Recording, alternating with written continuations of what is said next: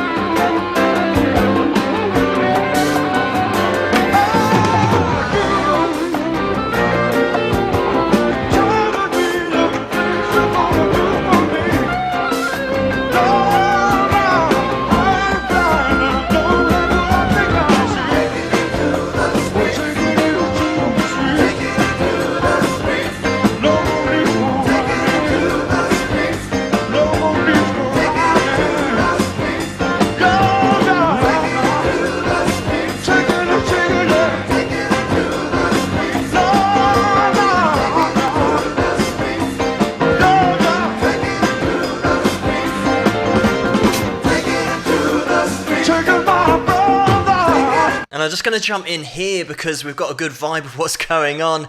And full disclosure here, I used to have the Doobie Brothers on constant repeat when I was at university many years ago, so I am a big fan of their stuff. And I think with this video you can see why. Because the classic vocal that Michael McDonald lays down, he's got such a rich tone to his vocal that somehow defies physics. The way that he sings with such groove but also soul, and he's got so many great trills in there, classic gospel bluesy trills with such a thick tone to his voice. And if anyone does sing out there, you'll know that sometimes it's one of those cases you might have to lighten up on your vocal in order to get that flexibility, in order to throw some of these trills together. But the way that Michael just throws it together seamlessly, he's absolutely on pitch all the time, but just has that emotion and that expression in his voice. The other thing, by the way, is we've got Jeff Baxter here, or Jeff Skunk Baxter, as you might know him. I mentioned him in the Steely Dan video that I did. Whenever something awesome is going on, Jeff somehow isn't very far away. He's always in the background somewhere, laying down some awesome playing. Another thing I'm going to mention is singing and playing at the same time, like we've got with Michael here. I usually focus on guitarists, but Michael absolutely laying down such a great vocal whilst playing these piano parts that you wouldn't be surprised if he was just at the front of the stage just singing, and that was the lead vocal that he's laying down. It's just when you see the video we can obviously appreciate that he's playing piano at the same time, but look away and it is like a full band playing behind a lead vocalist, and that's the kind of ability that Michael has in order to lay it down, and that's the reason that he was so in demand and is so in demand with so many different players just to come along and lay down a little bit of vocals. And actually, Michael started playing with the Doobie Brothers just as a replacement for Tom Johnston, who actually became ill. So he was one of those guys that came in, but then they realised it worked really well with his voice and his playing, so then he stuck around. And just while I mention Tom, it's not as if they replaced Tom with Michael because Tom was a weak vocalist. Have a listen to some of his vocals. I mean, Long Train Running, a personal favourite of mine. Also, the backing harmonies on that are absolutely spot on, like they are in this performance. And let's just throw this out there, that this is totally live. We've got so much going on, such great guitar parts, such great harmonies. Michael's lead vocal absolutely spot on, so many elements that absolutely gel together. Another thing I want to point out in this performance particularly is the way that nobody is overplaying, and this has been composed in such a way that every instrument has its part to play. And if you want an example of that, have a little look in the background. On some of the shots that we get of Michael, we can see Jeff just on that rhythm guitar, just supplying those chops in between those vocals, just throwing them in there. It's so well played. And another thing, as a guitar teacher myself, that I want to throw out there to people learning to play guitar, and especially rhythm guitar, is that even when you're not playing, sometimes it's great just to keep that strumming arm going to get into the groove and just make sure that you sit in that pocket throughout the whole performance. That's something that you will see Jeff doing in the background. Even though he's physically not playing anything, you'll see that rhythm arm going up and down in the groove of the track, so when he does pop in, he's straight in that pocket. He never leaves it. And I know that I focus on guitars on this channel, so let's focus on Jeff a little bit. The way that he's throwing in these chops, and it is all about the feel. Just the way that he's throwing in there, sliding down the fretboard, so expressive, but also his solo.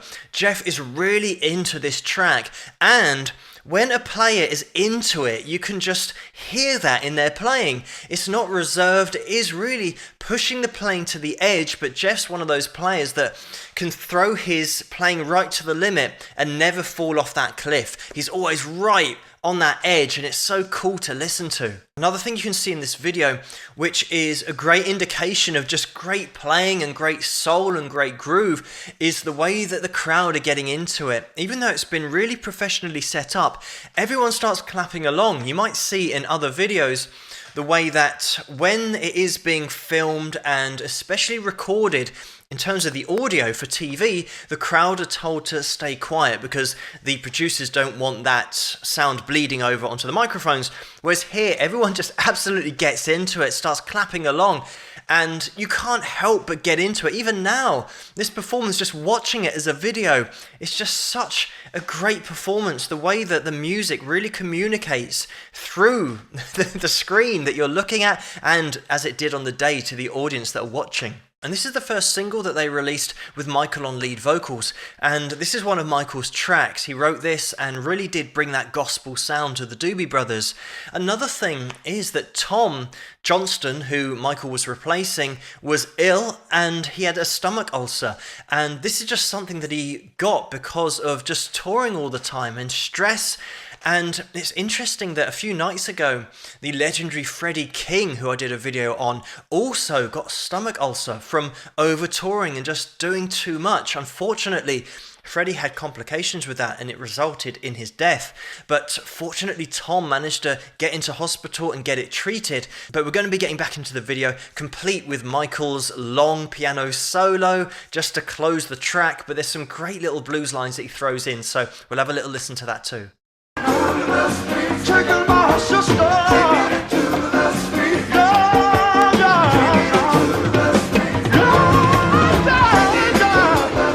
Take it to the street. No more people running. No, take it to the street. Take it to the street.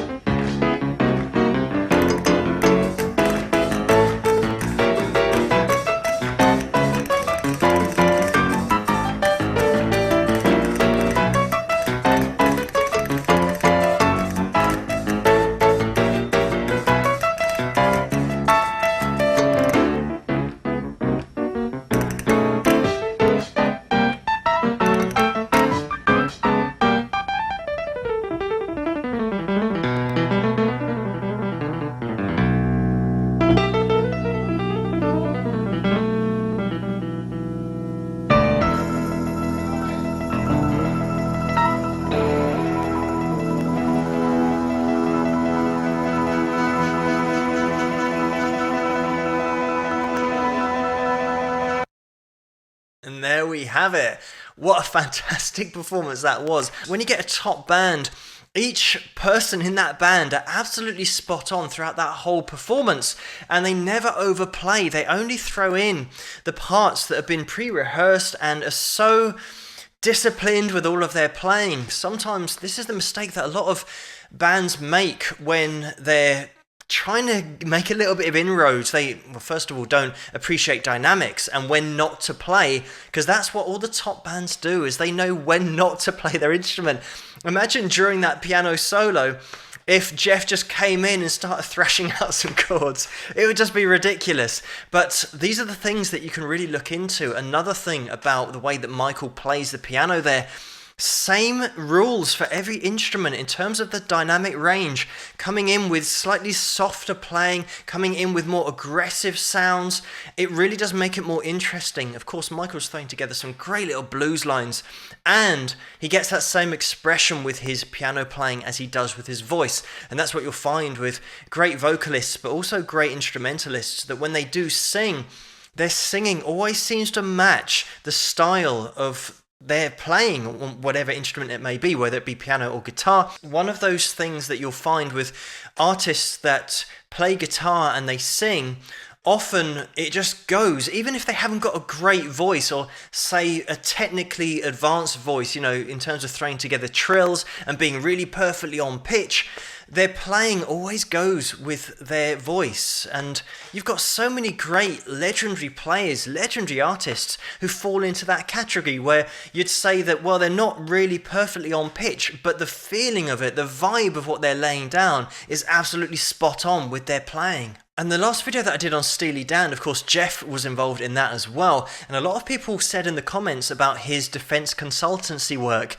And it's interesting because Jeff is such an intellect, because I think he joined NASA in 2005 as well.